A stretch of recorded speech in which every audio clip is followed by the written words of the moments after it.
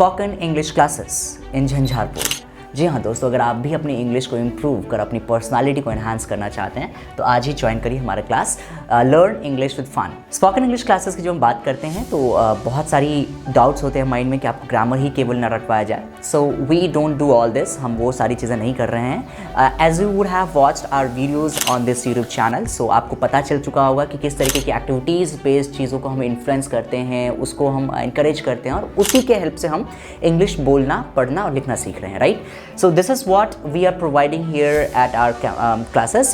We have both the classes, right? Offline और online both. अगर आप इस एरिया से नहीं है तो आप ऑनलाइन अटेंड कर सकते हैं और आप इस एरिया पे अगर विजिट कर पा रहे हैं तो आप ऑफलाइन अटेंड कर सकते हैं, राइट?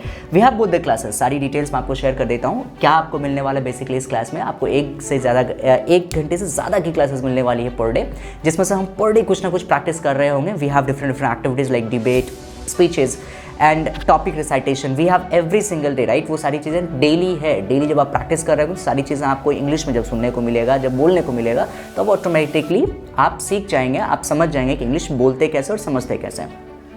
तो बैच ड्यूरेशन मैंने आपको बता दिया 1 आवर से ज़्यादा की रहने वाली है। तो this fresh batch is going to be started from 10th of April।